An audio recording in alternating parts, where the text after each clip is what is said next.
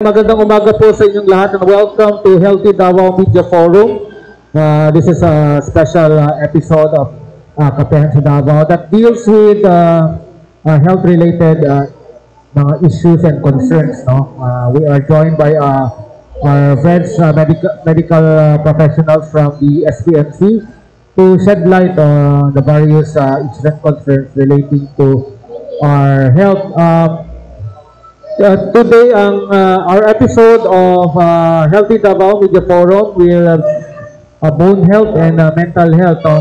We have Dr. Matthew Rex Madayag of SPMC to talk about bone health. I think nag-guest ka din dati sa isang kapihan natin.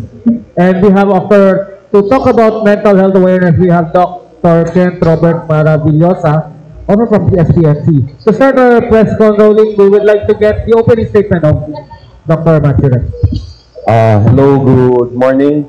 Thank you for inviting me once again. So, this month is actually the Bone and Joint Awareness Month.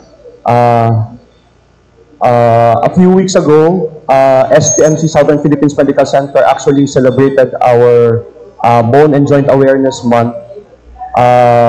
We held a lay fora in SPMC. And just to add on to that, tomorrow is also, because it is rehabilitation medicine related,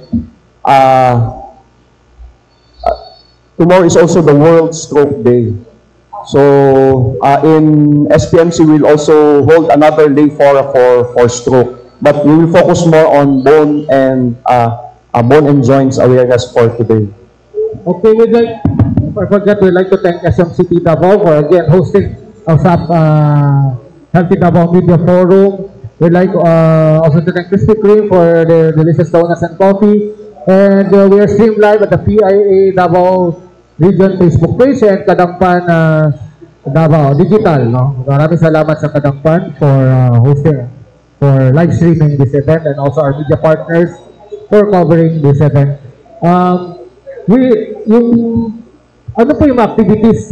You said na merong World Stroke Day bukas, no? Yes, yes. Mga activities to celebrate this bone and joint for SPMC or for Davao City? Actually, it's a World Health Con, but it's just that the SPMC also celebrated it. So kaya our MCC chair, Medical Center Chief, wanted to do a lay fora for, like for example, yung sa bone and joints. So, the orthopedics and the rehabilitation medicine department was tasked to do a lay fora for bone and joints. And for SPMs, for tomorrow World Stroke Awareness, World Stroke Day,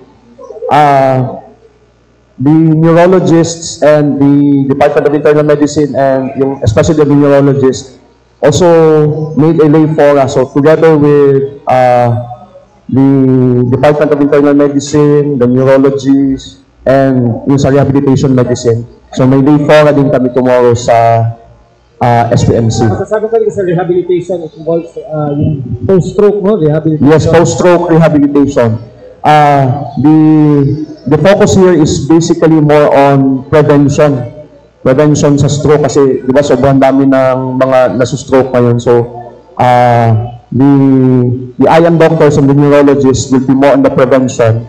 On our part in rehabilitation medicine, more on post-stroke rehab. So how kung may stroke na, on how the patients will recover.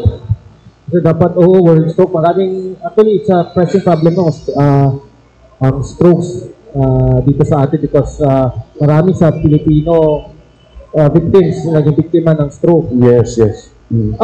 Sa bone and joints, no, ano yung mga common cases na problema na that you encounter sa SPMC or sa Davao City? Okay. When it comes to bone and joints, when the patient comes in for consultation, usually magsabi sila, Doc, na ako'y osteo, di ba usually ganun man. No, pero yung osteoporosis and osteoarthritis are two different things. They think it's one and the same. When you say osteo, it means bones. When you say arthro, it means joint.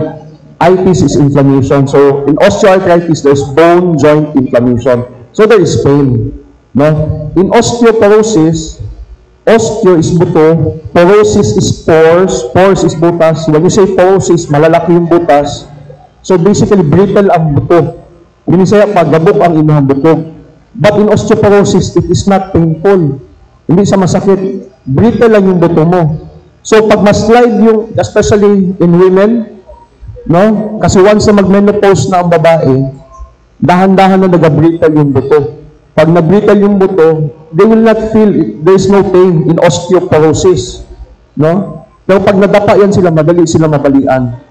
That is why if you see on the ads sa TV, mga osteoporosis, it's more on women. Kasi very prone sila mag-osteoporosis after menopause. Mga more or less 5 to 10 years after menopause, medyo nag-brittle na talaga yung buto nila. Yan yung nagakuba, Hans. Yes, yun yung nagakuba. Kasi yung mga buto nila sa spine, dahan-dahan naga-brittle, pang dahan-dahan naiipit, nako-compress. So kaya sila nakukuba. Ayan. Sa atin, osteoporosis and osteoarthritis, Osteoporosis and osteoarthritis. osteoarthritis ang main problems na Yes. encountered. Yes. What we usually do in osteoarthritis, kasi when the patient comes in, may pain na yan sila. The most common area where there is pain is the knee joint. No? Usually sa amin, nire-refer ng mga orthopedic surgeons sa amin for therapy. Or others, rheumatologists would refer the patients to us sa therapy. Other patients would go directly to us. No? In rehabilitation medicine, meron kaming step ladder management. Before we pag nakita namin ng pasyente, we initially do conservative management. Ang first na ginagawa namin is physical therapy and medications. Kung hindi sa madala sa physical therapy and medications, pwede mag-proceed sa mga injection. Kung hindi kaya yung hyaluronic acid injection or platelet-rich plasma injection, kung hindi pa rin makaya niyan, then for knee replacement na. No? Going back to the conservative management, sa rehabilitation medicine, we do physical therapy and we give medications. For the medications, we seldom give pain relievers. No? The real problem in osteoarthritis is actually yung cartilage. Like for example, ito yung bone. In between sa bones, may cartilage. Yung cartilage, pag tinamaan, hindi siya masakit. Pero in the elderly, usually, nakikiskis na yun, nabubutas na yung cartilage. So pag nakaupo sila, it's not painful. Pero pag tayo nila, matamaan buto sa buto, masakit. Kaya magupo na lang sila.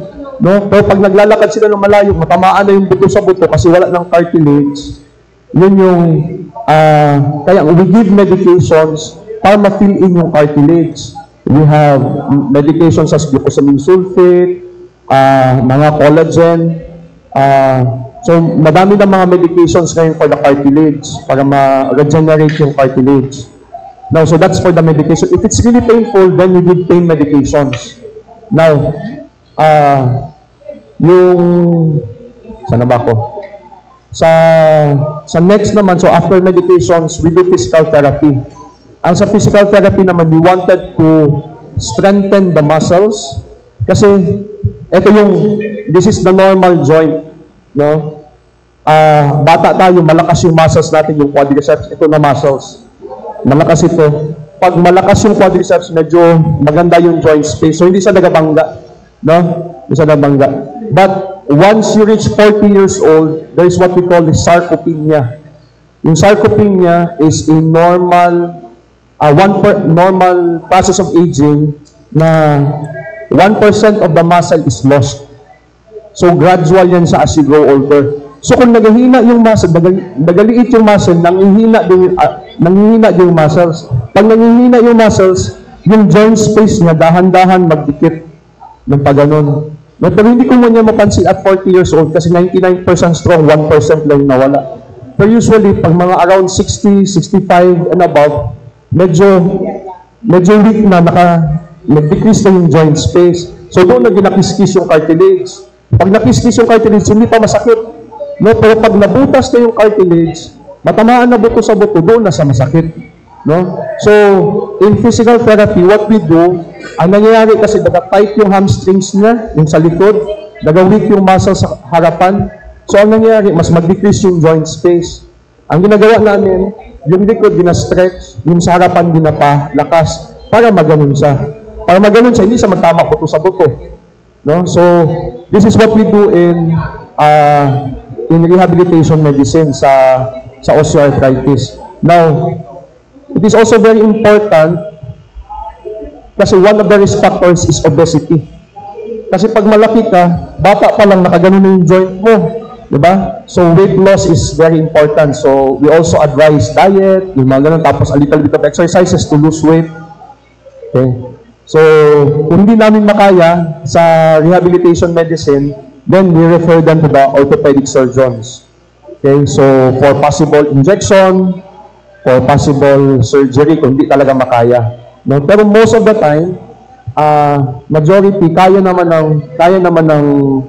ng rehabilitation yung osteoarthritis. But again, may iba kasi na late na magdating, na severe pain na, grabe na, butas na talaga yung cartilage, then that would be the time na surgery na sila or injection yung yan. So that's for osteoarthritis. How do you prevent that? And ano yung mga, since iba pa, edad na, it's usually associated with older ages. Yes, yes. Ano yung warning signs yan and how can it be prevented? The signs and symptoms of osteoarthritis is basically knee pain on weight bearing. No? Again, it's painful only pag on weight bearing kasi tatamaan na sa bone to bone. Pero pag nakaupo ka, it's not painful. Another symptom would be morning stiffness. Okay? When you wake up in the morning, medyo stiff yung joint mo pag ginalaw mo, no? But after mga 20 to 30 minutes, medyo magluwag na, so okay na. So, initially, sir, yung isa sa mga first symptom would be morning stiffness. Then, there is also muscle weakness. Pag mag-weak yung muscles mo, sabi ko, mag-decrease yung joint space. No? So, how do we prevent this? We ask the patient to do some exercises to strengthen the muscles. Kasi kung mas malakas yung muscle, mas maganda yung joint space. Di ba? Kung mas mahina yung muscle, nag-decrease yung joint space, mas mag-kiss-kiss siya. So that is why there is pain. So, pero again, kung nakaupo, there's no pain. Pag nagtayo, pag naglakad, magtamak, mag-approximation yung joint, then there is pain. Is this from the media? Hi, Doc. Good morning. Mahuli ka for XFM Davao. Isa na kayang ang cases sa SPNC with regards to this problem in bone and joint problems sa atong mga patients. Isa karampan.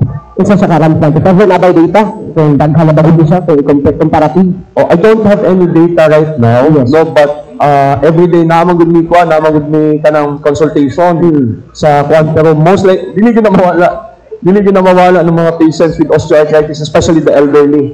Because sa mga elderly, this is a wear and tear type of disease. The more you use it, the more sa makisis ang cartilage. So pag magtindog sila, dito na sasakit. So usually, patients na makita namo is mga elderlies. No, doon namin makita na dili elderly na na osteoarthritis, especially katong mga obese patients, no? So, with regards sa osteoporosis, it's also seen on the elderly gihapon, no? Ang osteoporosis is again osteobukog, porosis, pores, gabok na bukog. Pero this dili ni sa painful. No, so the only way for us to know if the patient has osteoporosis is katong DEXA screening. It's a laboratory exam, no, para mahibalaan na kung gabok na bagid imong bukog. Because you would not know na ka osteoporosis. No? More common in women.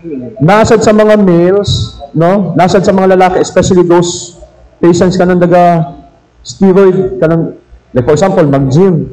nag-steroids kay gusto mo kusog.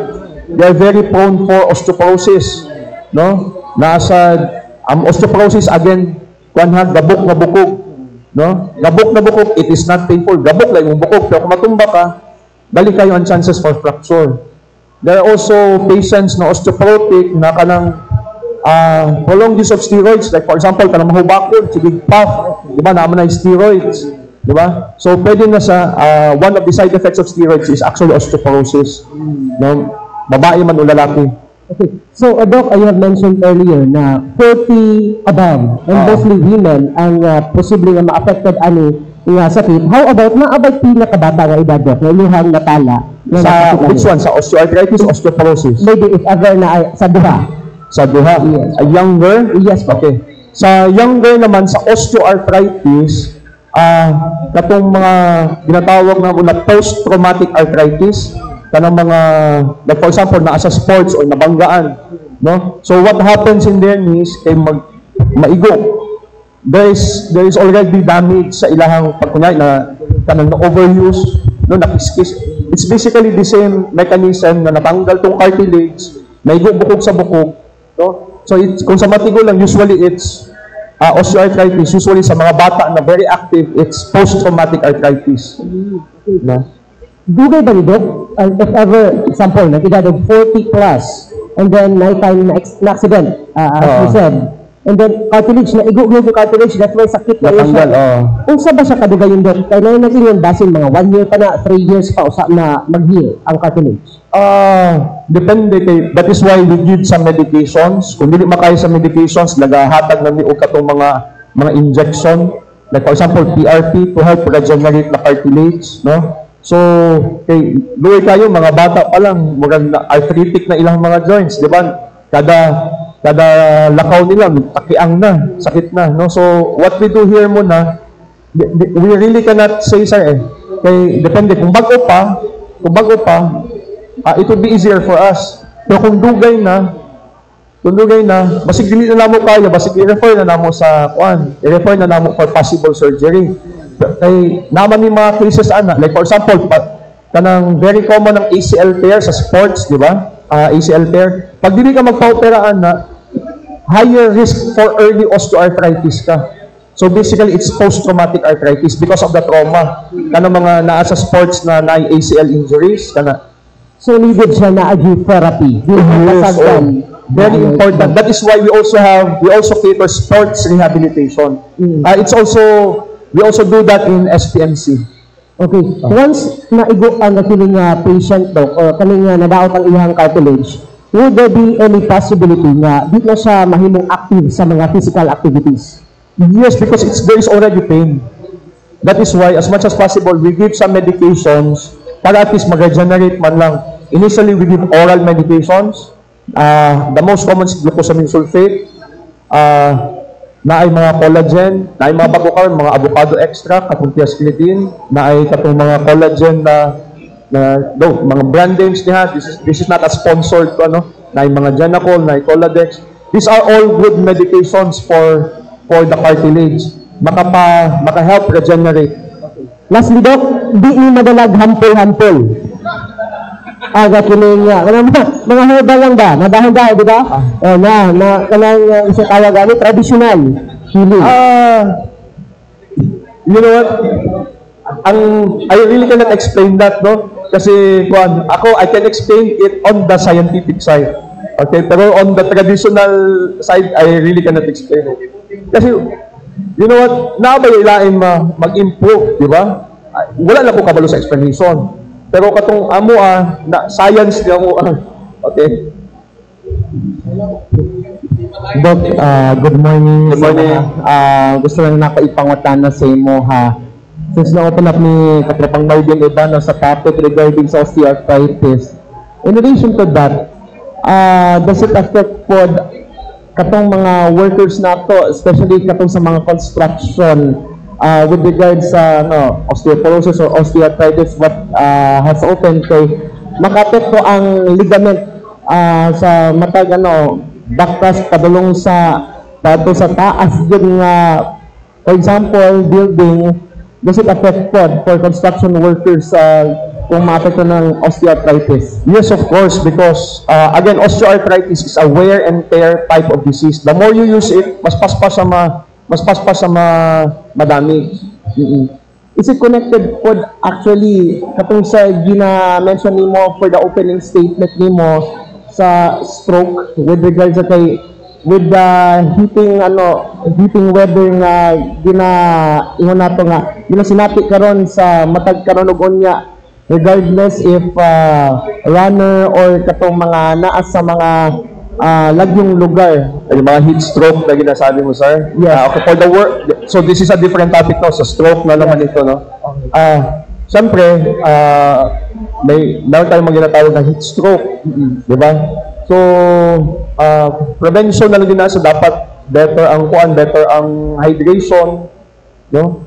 So, kato kay, especially for those people na kanang taas na OBP, sige paghapon ng trabaho, under the heat of the sun, so mas prone sila for possible stroke.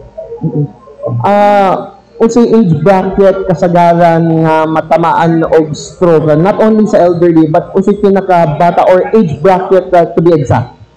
Actually, sir, wala na say pili, no? Kasi even naay mga stroke na bata pa lang. No, because there are three kinds of stroke. Okay. First kind of stroke is katong usually we see in the elderly. Like for example, mao nitong agyanan sa dugo, no, katong mga magbara gani, mga cholesterol, mga diabetes, mao na sa tong isa sa type of stroke. Another type of stroke is kanang naay sakit sa heart. No? Ang sakit sa heart, mas bata pa natin sakit sa heart. Dahil mo baga din ha, kung matanggal na siya, kanang ma-dislodge na sa muadto sa utok, dito mo baga sa utok, so dito another stroke. Walay pili, bata tigulang, no? So, the third type of stroke is katong nimbuto tong agyanan sa dugo. Like for example, mao nitong agyanan sa dugo, no? This is the mao nitong dugo, this is the normal blood pressure. Sa normal blood pressure, kung taas kay mong blood pressure, itulak man na niya. Kanang i-push niya ang walls ba? Kung taas kay mong blood pressure, dili makayanan sa agyanan sa dugo, mubuto, no? So these are so wala gyud say pili, sir. Kung hypertensive ka, dapat inom gyud ka og tambal. Mag-diet gyud ka. No, katong sa mga salt, dapat low salt diet gyud ka. Kung diabetic ka, para to prevent na mo bara, diet gyud ka sa imong kuan, diet gyud ka sa imong sa sugar nimo. So low carbs gyud ka.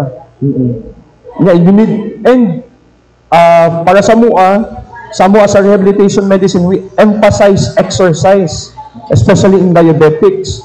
No? Kaya di ba na ay mga diabetic na kanang nagdagan, nga maluya lang sila kay nag-hypoglycemia sila. Di ba? Nag-hypoglycemia na, kumbaga,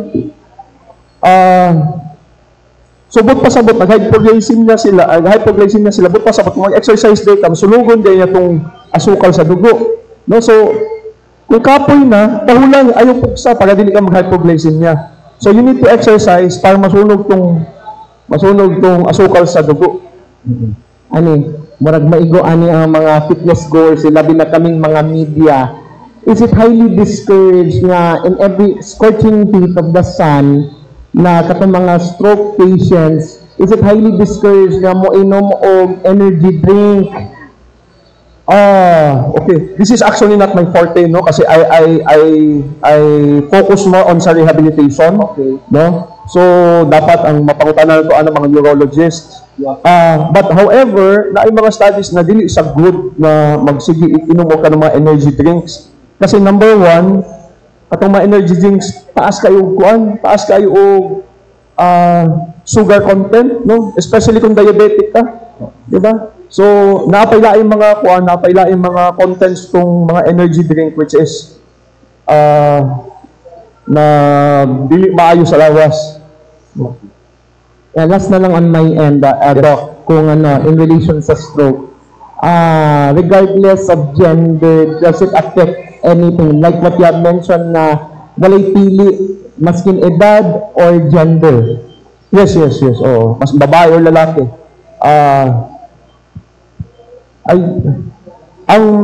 The problem with kuan man good, ang mga especially sa mga lalaki, kay kusog kayo mo inom. Di ba? Kusog, grabe manigarilyo, daghang mga biso ba? No, so, majority karon for the past, on my experience for the past few months, ang elderly tabla, mga lalaki, babae. So ka na mga earlies pa, mga 50s pa. Mostly mga lalaki, kaya kusog kayo manginom ka ng, kusog kayo manigarilyo, grabe ang puyat, yung mga ganun. No? So, ako ang so far napansin karon. Okay, we'd like, kung nandito kasi Dr. Maravilloso and Robert for mental health. Okay, Dr. Richie, yung sabi stroke noon, yung rehabilitation, post-rehab, kasi stroke is very expensive, lalo na sa mga indigent. Do you have, ano yung mga services yung for indigents na stroke na for rehab? Okay. The city, there are katama indigents na mga na-stroke. You can always go to SPMC, no? Kasi we cater all stroke patients. Tapos, currently the city government is actually trying to put up CBR, mga community-based rehab centers. Though dili pa gid sa wala pa sa karon, pero naanay building somewhere in Tibungco for those who are located in Tibungco na ay rehab center na ginatukod for the stroke patients. I think sa Kalinan na asad under kay Councilor Villaferte, kay Councilor Enzo, nasad siya murag rehab, community-based rehab for stroke patients sa Kalinan. Somewhere sa tuwing murag wala man. Others man is more on private clinics na. Pero sa SPMC, we cater patients kung namoy stroke, better good na muadto mo sa SPMC for therapy para to improve the quality of life. Atong ilang weakness will actually improve pa, mas makusog pa sa pwede manamo na din mabalik it sa normal, so at least mag-improve pa sila. Yung one of the effects of stroke, parang imbalance niya, mawala ng balance and ma-weaken yung, ano yung effects niya sa gano'n na... it depends kasi on what part of the brain is affected. Like for example, kakonsultin mo na balance, it's more on cerebellum. Kung dito ka na stroke sa cerebellum, magnisod yun sa balance. No? So, namin mga techniques, mga physical therapy, we have techniques on how to deal with balance and coordination. No, so we try to facilitate or kanang stimulate tong mga muscles to help in the balance and coordination. Okay. Yung that services for indigents, libre siya, zero billing siya sa... Yes, and I think even if dili sa indigent, makaya man sa lingap or sa malasakit, they can pass through lingap or malasakit para malibre sila for the physical therapy treatment. Usually, we prescribe 2 times a week for 2 months. Kung kulang pa, dungaga na mo. No? Unfortunately, medyo kulang lang din yung staff sa SPMC. Naami physical therapy, naami occupational therapy. The physical therapist usually handles katong mga gross movements. Occupational therapist usually katong sa mga finer movements and swallowing, no? Though our staff medyo outnumbered pero as much as possible we try to accommodate all patients. Ilan current staff niya mga therapists and the ratio of the patients, kasi marami talaga mga pasyente dyan sa SPMC. Oo, madami to. I don't have any concern. I don't have any katong ratio, wala akong kabalo, pero daghan din sa kabuok.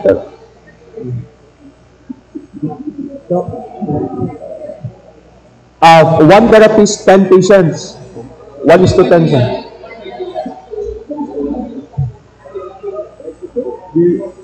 Hindi ko din masabi sir eh.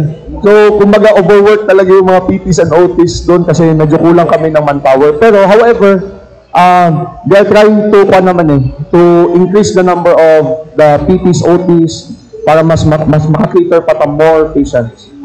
Kasi not only stroke patients ang mga ginahandle, sir. You also handle katong orthopedic rehab. You also handle pediatric rehabilitation. So, dili lang neurologic cases. Mga back pain, neck pain. Di ba may tibo? Do you have special arrangement na Wala, sir. Wala. These are two different entities. Dok, ask lang ako since ilan na kumakalat ka ng about sa business. Mungutanan lang ko about sa prevention ko. What are the steps to prevent? Prevention for what? Sa bone and joints or sa stroke? Sa bone and joints.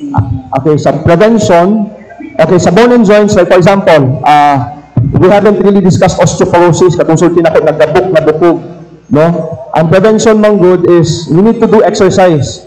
Okay, exercise, naamagod na ginatawag na Wolff's Law. The Wolff's Law states that the bone adapts to the pressure that is placed on it. So, more pressure sa imong bukog, mas bukosog imong bukog. Pero too much pressure, mas mabali ang bukog. No? So, mga normal exercises like walking, jogging, a little bit of Zumba, no? Kanang mga weight-bearing exercises that is good for para ma-stimulate ang bone production. Other supplements, katong calcium with vitamin D. No? So, we recommend calcium and vitamin D para mas makusog ang bukog. Okay? But, namagwilain na, naana ko osteoporosis, na mag-calcium na ko. That is a wrong notion, mang good. Okay? Even if you look at the ads sa TV, ang ginasulti nila is, it will help prevent osteoporosis. So, kung naan na kay osteoporosis, mas daghan pa kabuok na yung inom noon na calcium, it will not go back to its normal na kagahi sa imong bukog. Naging medications for that, no? So, for prevention, weight-bearing exercises, number 2, calcium and vitamin D, tapos, as much as possible, avoid smoking. No, smoking kay nagapakuan din na siya kanang grabe din makapa-cause of osteoporosis. No, kung mag-inom ka na apil man na smoking, di ba kanang so prevention, no? That is why as early as kanang mga especially mga babae because of menopause, mas paspas mo magka-osteoporosis. Dapat even before menopause, naga-calcium na mo, magpundo na mo daan og bukog. No? So yun sir. Kung na ako ikaw, if it is a myth or not, no? Kaning mga laman loob, so makakos doon na sa osteo diseases, mga laman loob sa karne. Laman loob? No. Ang laman loob is actually basic. It increases the uric acid. Katong uric acid. That is another type of arthritis. Kaya daghan man kay klaseng arthritis. Na osteoarthritis, na rheumatoid arthritis, na gouty arthritis, ankylosing spondylitis. Daghan kaya sila na klaseng arthritis. So, kaning katong sulti mo na laman loob, kanang mga beans, no, mag-increase, may possibility na mag-increase yung uric acid. So, kato, lahi isa to na, lahi type of arthritis to siya. Kaya daghan kay klaseng arthritis. So, unsa day cause sa osteoarthritis? Katong cause of osteoarthritis is basically an overuse syndrome. Kanang wear and tear na siya. No? The more you use it, the more makis-kis mo cartilage. Matanggal mo cartilage, may guna bukog sa bukog pag magtindog, maglakaw ka. Doc, ano yung, kasi meron akong kaibigan na parang arthritis ba yun, pero may ginsak sa kanya na liquid, ano yan na... may nag-aspirate sa kanya. Which part? Sa knee? Sa knees? Kung may osteoarthritis ka, usually, especially in mga elderlies, kana sa osteoarthritis, pero kung batanon pa, kasi na sila sports injury, o basing na trauma na nag-bleed lang sa sulod, not necessarily osteoarthritis. So, daghang cases na naghubag, i-aspirate lang nila, na naidugo, di ba? So, basing sports injury, I cannot say na one gid sa kanang unsang tawag ni, I cannot say na osteoarthritis gid sa. So daghang cases nang nga. Ano yung mga pagkain na rich in calcium na ma-recommend nyo na as early anong how young or na dapat mag-beef up ka na yung calcium actually, as much as possible, wala pa ka na, as in women, wala pa na menopause, better yun. Kasi, again, sa mga ads, it will help prevent. So, dapat earlier pa lang, meron na mga calcium supplements, no? Like, katong mga milk, mga dairy products, ang resulti nila kanang mga dilis, no, mga seafoods, no, daghan og kuan, rich in calcium, no. And back to stroke, ano yung mga warning signs? Even parang kasi even months or weeks before na you're prone to, kasi sabi nila dapat MRI daw para makita yung clotting na CT scan or are there MRI. symptoms or telltale signs or red flags ba na you're leading to stroke? Usually, most of the time kasi, the initial symptoms would be one-sided weakness. No, kunyari, ang left side sa imong body nag-weak. No, so, mura nagluyan, nag-numb. It may be weakness, it may be numbness. No? Mostly kato. Mostly, pag meron kanyang one-sided weakness or meron kang slurring of speech, pag storya mo medyo slurred na, mura basig ongoing na imuhang stroke. So, basta may nga na, it is better na wato dahil kag ospital. Ang sometimes man good, ang pasyente, kunyari, gabi inihitabo, ugma na lang kung pa-check up.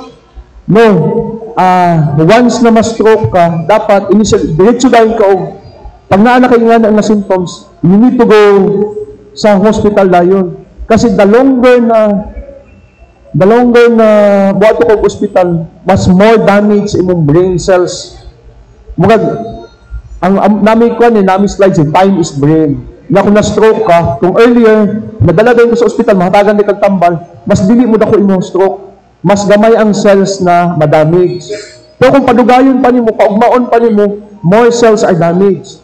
Kung more cells are damaged, more function of your body is lost.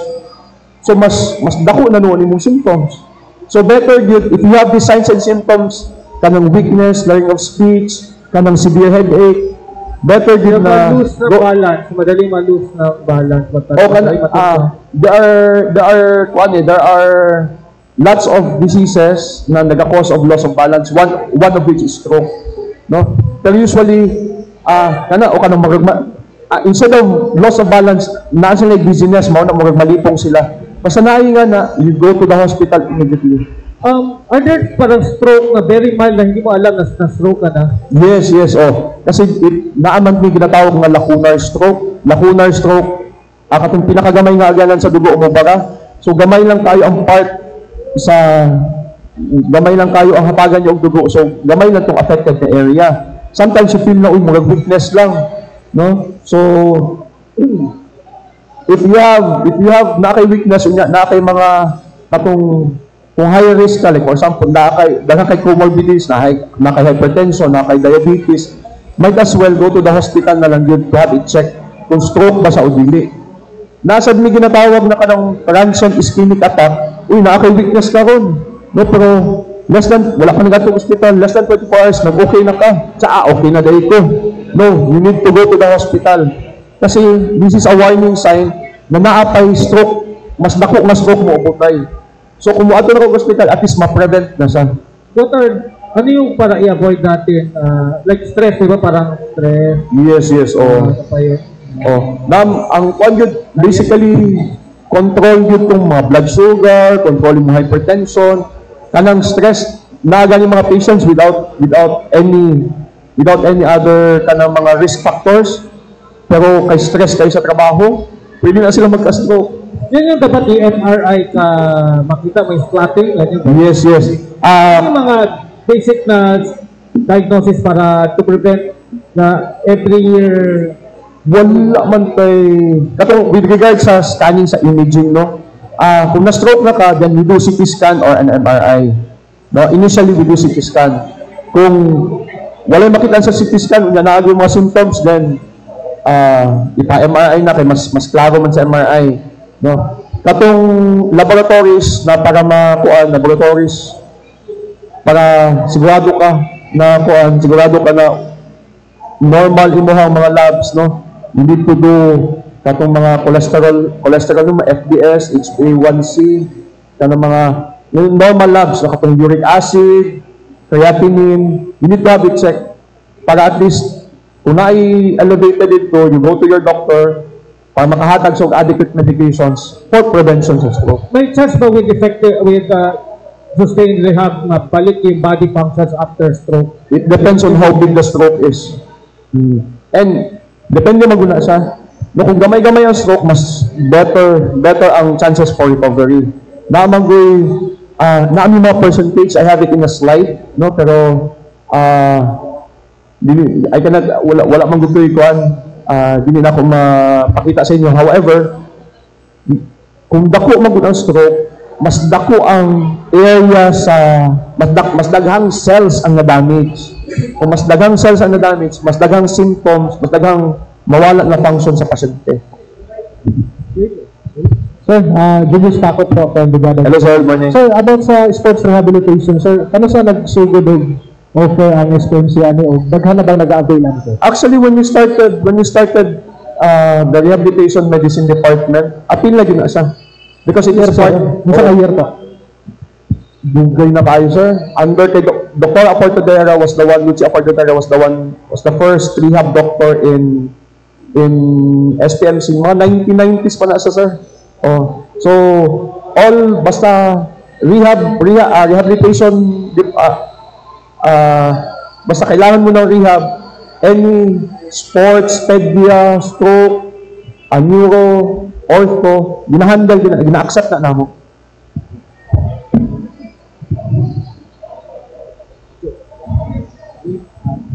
Ayun. Doc, additional lang, Doc. Regarding sakit na cartilage, kung sabay pinaka-worst situation, possible ba nga tapitlan o PL, kining doon na ini problem sa cartilage, or may possibility nga worst, hindi na din nakalakay, hindi nakadaan pagpagat? Instead of dili putlan og tiil, gabi sa lang putlan og tiil, kana amputation, no kung cartilage problem na, it's knee replacement. Total knee replacement. No kana sa surgery. I'm not sure if you can still remember our katong ex-president na niadto pa sa Hong Kong, katong presidente sa niadto sa Hong Kong, he had a knee replacement. Kaya gabi naman to yung tuhod, nag-ana naman to. No, so gikambyuan to iyahang joint og bakal. So gibutangan og implant.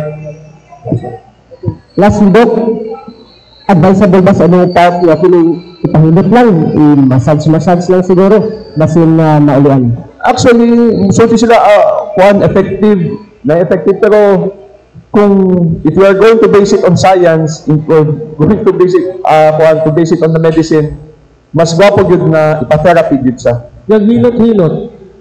The same answer. Na may lain, malilive ka sa hilot, di ba? Pero ang ang point ani ko osteoarthritis, dili mawala ang pain on weight bearing sa hilot. No? Okay, since si Doc Maravillosa, we'd like to thank Dr. Richie Matthew Rex Madayag for again very informative, no? Thank you for inviting me. Statements, again, promote natin ano yung mga events by bukas. Yes, again, last week, this month is the Bone and Joint Awareness Month. We already had our lay fora in SPMC, and tomorrow we are going to have our lay fora for World Stroke Day.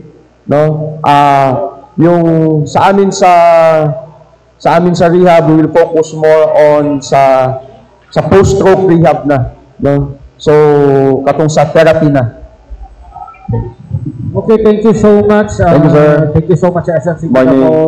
And kadang pa, no, for live stream SMCT and Krispy Kreme for sponsoring our delicious donuts and coffee.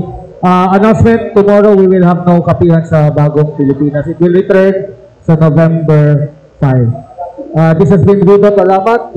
Till next week, more relevant topics to discuss. You just watch is Healthy Davao Media Forum. Thank you.